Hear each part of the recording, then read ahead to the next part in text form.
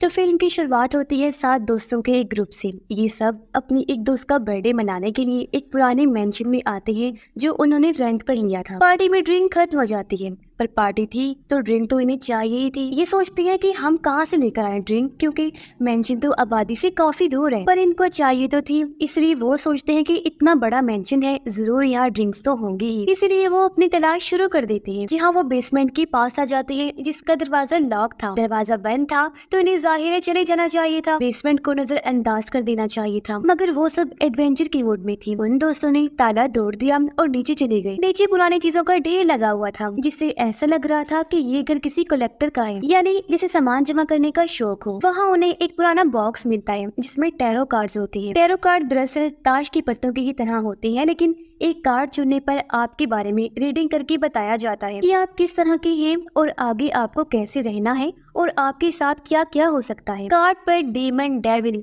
शैतान, विच, चुड़ैल के नाम भी होते हैं। कार्ड के मुताबिक इनमें से जो भी आपकी रीडिंग आएगी आपके साथ वही होगा। ये कार्ड्स बहुत ज्यादा अजीब थी। कार्ड्स को देखकर लग रहा था कि किसी ने हाथ से खुद बनाए हैं। हेली जो टैरो कार्ड्स की रीडिंग कर सकती थी, सब उसे अपना अपना होरोस्कोप बताने के लिए कहते हैं, मतलब उनकी किस्मत का हाल, उनका फ्यूचर के आगे क्या होगा और उनके नेचर के बारे में। हेली पहले मना कर देती है क्योंकि दूसरों के कार्ड्स इस्तेमाल करना मना होता है, लेकिन उसकी दोस्त का बर्थडे था इसलिए हेली उनकी बात मान जाती है। उसे हालांकि अंदर से कुछ गलत होने का एहसास था, लेकिन वो अपने दोस्तों की बात को नजरअंदाज नहीं करना चाहती थी। इसलिए सब ऊपर जाकर शुरू करते हैं टैरो कार्ड्स की रीडिंग। 12 कार्ड्स को इन्होंने सर्कल में रख दिया और सबसे आखिरी 13वें कार्ड को बीच में, क्योंकि वो फाइनल कार्ड होगा, सबसे आखिरी वाला तो सबसे खास होगा। वो पहला नंबर हेली की उसी दोस्त का लगा जिसका बर्थडे था। उसका कार्ड द हाई प्रीस्टेस निकला। हेली ने उसे कहा कि तुम्हें हर चीज को लेकर क्यूरियोसिटी होती है कि ये क्या हो रहा है, क्यों हो रहा है। उस तजस्सुस को जानने के लिए तुम कोशिश करती हो और तुम्हारी क्यूरियोसिटी ही तुम्हें मुसीबत में डाल सकती है। तुम कामयाबी की सीढ़ी चढ़ रही हो, लेकिन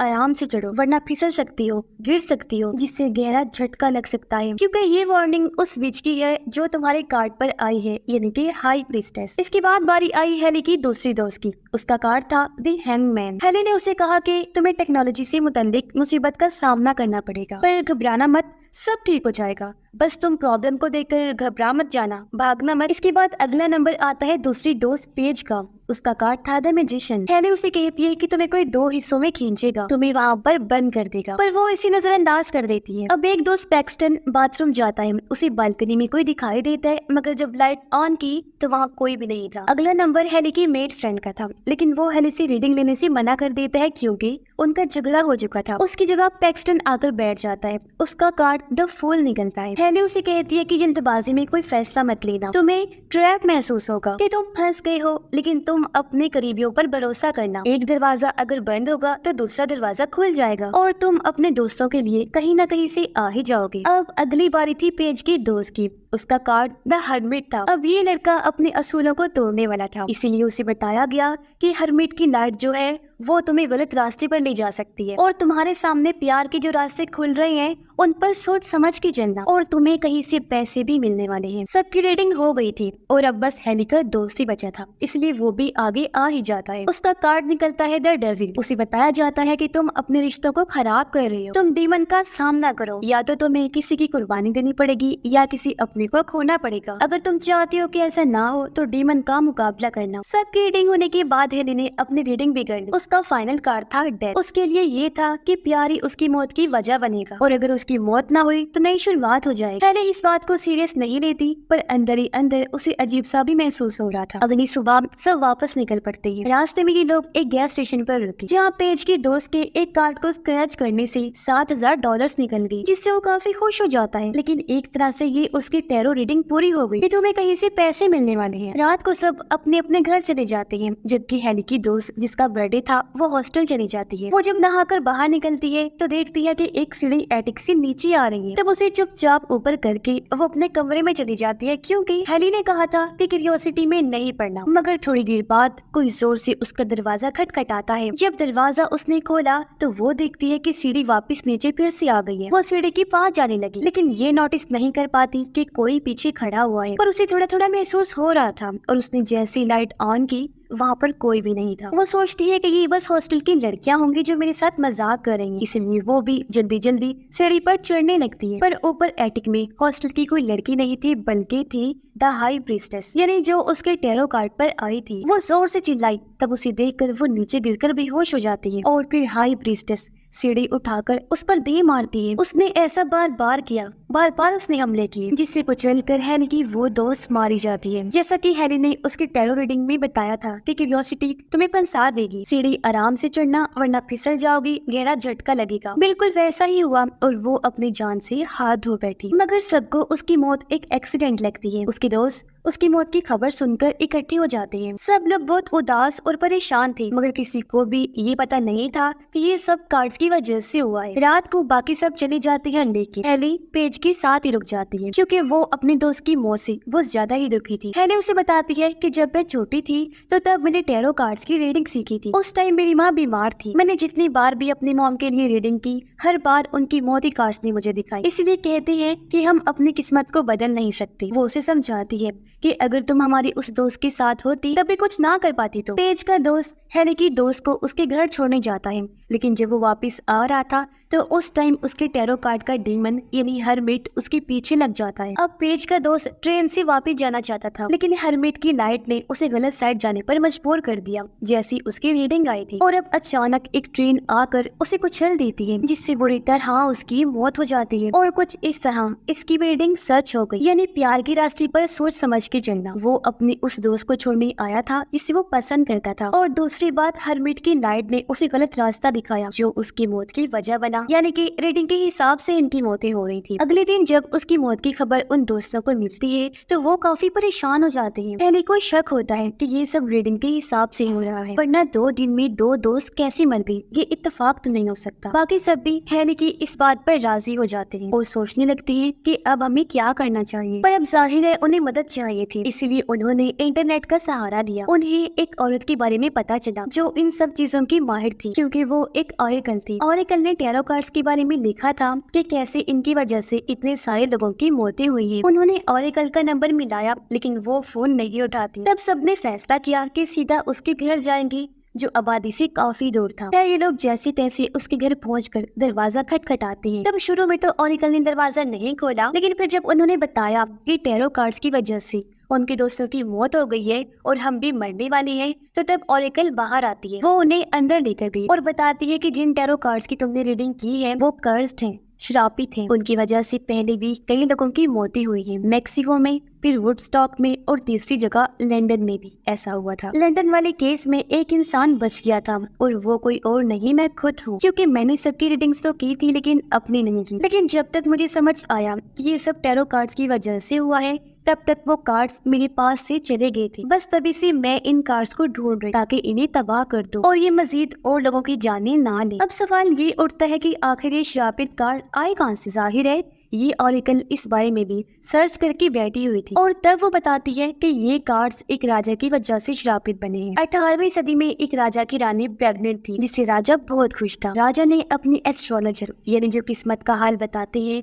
उससे रीडिंग करवाई। तब पता चला कि बच्चा और रानी दोनों मर जाएंगे जब रानी बच्चे को पैदा करेगी। ये सुनकर राजा को गुस्सा आया और उसने कहा कि रीडिंग को बदलो, ऐसा नहीं हो सकता। एस्ट्रोलॉजर ने कई दफा रीडिंग्स को बदलने की कोशिश की, लेकिन हर दफा मौत का ही रिजल्ट आया, जो था डेथ। पर इसका मतलब मौत भी हो सकता है और नई शुरुआत भी, पर राजा ने इसे मौत ही समझा। लेकिन इस वजह से राजा गुस्से में आ गया और एस्ट्रोलॉजर और उसकी बेटी को किंगडम राज्य से बाहर निकाल देता है। लेकिन जब वक्त आया, रीडिंग सच हो जाती है, यानी कि रानी की मौत हो जाती है जब उन्होंने बच्चा पैदा किया और उनका बच्चा भी मारा जाता है। ये देखकर राजा को बहुत दुख हुआ और उसे इतना गुस्सा आया कि वो तो जैसे पागल ही हो गया। उसने एस्ट्रोलॉजर पर विचक्राफ्ट का इल्जाम लगाया, यानी कि ये जादू टोना करती है। उसे काफी सजाएं दी और फिर उसकी बेटी को अपने सिपाहियों के साथ मिलकर मरवा दिया, जिससे एस्ट्रोलॉजर बहुत दुखी हुई और उसे भी बहुत गुस्सा आता है। इसलिए बदले में एस्ट्रोलॉजर ने वो खतरनाक कार्ड्स बनाई और उनका इस्तेमाल करके राजा और उसके सिपाहियों की रीडिंग की। फिर एक खतरनाक रिचुअल करके अपनी जान लेंगी ताकि उसकी आत्मा हमेशा उन कार्ड्स के साथ बंधी रहे। और कुछ इस तरह ये कार्ड्स शापित हुए क्योंकि उसकी आत्मा उन कार्ड्स के साथ जुड़ी हुई है। फिर एक एक करके राजा और उसके सिपाही मरने लगे, बिल्कुल वैसे जैसे उनकी रीडिंग्स हुई थी। और कुछ इस तरह एस्ट्रोलॉजर का बदलाव पूरा हुआ, लेकिन क्योंकि उसकी आत्मा इन कार्ड्स के साथ बंधी हुई है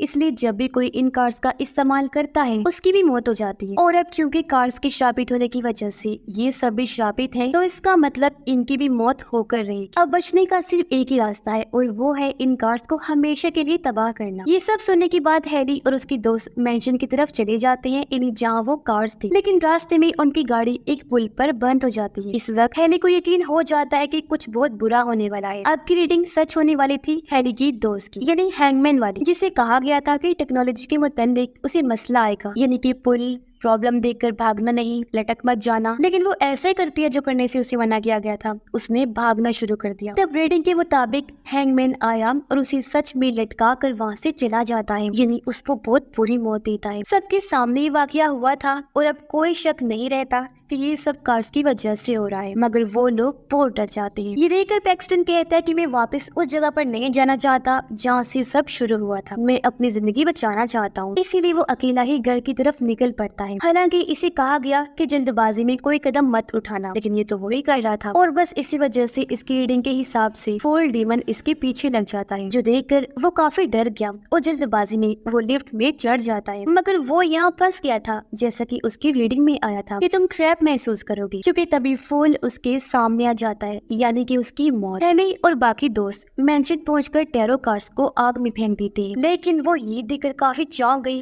कि एक भी कार्ड को आग नहीं लगी। और अब जब ये देखकर उन्हें कुछ समझ नहीं आता तो उन्होंने ऑरेकल को बुलाया। ऑरेकल ने बताया कि इन कार्ड्स को तबाह करने के लिए एक रिचुअल करना होगा, जिससे एस्ट्रोलॉजर की आत्मा को कार्ड से अलग किया जाएगा। ऑरेकल रिचुअल शुरू करती है और एस्ट्रोलॉजर की आत्मा को बुलाती है, पर उसने ये नहीं सोचा था कि आत्मा कितनी ताकतवर हो सकती है। आत्मा ने आकर उल्टा ऑरेकल की ही रीडिंग कर दी और उसका फाइनल कार्ड आया 6 ऑफ स्वॉर्ड, यानी 6 तलवारें उसने ऑरेकल के अंदर घुसा कर उसकी जान ली। ये देखकर हैरी और उसके दोस्तों ने वहाँ से भागना शुरू कर दिया, लेकिन पेज उनसे अलग हो जाती है और उसकी रीडिंग भी सच होने लगती है, यानी उसे बताया गया था कि तुम्हें कोई 2 हिस्सों में खींचेगा। उसके टैरो कार्ड का मैजिशियन उसे एक बॉक्स में बंद कर देता है, फिर उसे आरी से 2 हिस्सों में कार्ड डालता है और कुछ इस तरह उसकी मौत हो जाती है। इसके बाद डेथ और डेविल भी इन दोनों के पीछे लग चुकी थी, यानी उन दोनों दोस्तों के टैरो कार्ड्स की रीडिंग, जो एक हैरी का था और दूसरा उसके दोस्त का। तब हैरी को एक आइडिया आता है कि अगर मैं एस्ट्रोलॉजर की रीडिंग कर दूं तो उसके मरने के बाद सब कुछ ठीक हो जाएगा, क्योंकि ऐसे कार्ड्स और उसकी आत्मा दोनों अलग हो जाएंगे। आत्मा खत्म होगी तो कार्ड्स खत्म होंगे,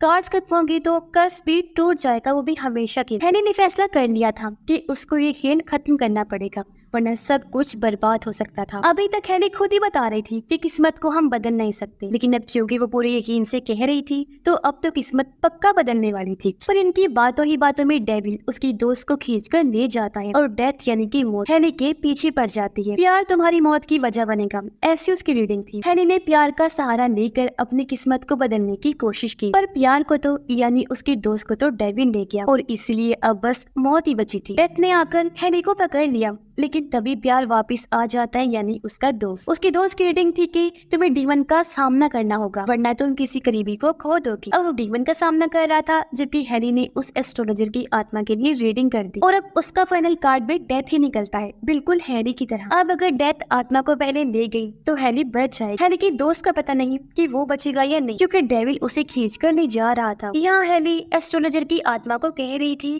कि पुरानी बातों को भूल जाओ और आगे बढ़ो और बेकसूर लोगों की जान मत लो। लेकिन इसी दौरान डेथ ने फैसला किया कि वो दोनों को यानी कि हैरी और एस्ट्रोलॉजर की आत्मा को एक साथ ले जाएगा, लेकिन हैरी की दोस्त ने एक बार फिर आकर उसे बचा लिया और डेथ आत्मा को ले गई और आत्मा का इन दोनों के सामने खात्मा हो जाता है। आत्मा के खत्म होते ही कार्ड्स भी खत्म हुए और ये कर्स भी आखिरकार हमेशा के लिए खत्म हो जाता है। अब जिस तरह डेथ का मतलब मौत और नई शुरुआत है, तो तो मौत बन गई उस आत्मा की और अब नई शुरुआत बन गई थी हेली की। अब जब ये दोनों वापस जा रहे होते हैं कि तभी सामने से एक कार आ जाती है और उसमें था पैक्सटन और उसकी रीडिंग थी कि अपने दोस्तों के लिए कहीं ना कहीं से वापस आएगा। अब हमें पता चलता है कि ये फूल से लिफ्ट में कैसे बचा था। तो तब दरअसल उसकी दोस्त ने, जो उसके साथ रूम में रहता था, उसने आकर दरवाजा खोल दिया था और इसे बचा लिया था। यानी जैसा उसकी रीडिंग में आया था कि कोई करीबी उसे बचाएगा, इस वजह से फूल डीमन चला गया। अब इनकी रीडिंग के हिसाब से ये बच गए थे, लेकिन आखिरकार इन्होंने उन शापित कार्ड्स को भी हमेशा हमेशा के लिए बर्बाद कर दिया। यानी कि अब किसी की भी मौत इस तरह नहीं हो। और इसी के साथ ये फिल्म भी इधर ही खत्म हो जाती है।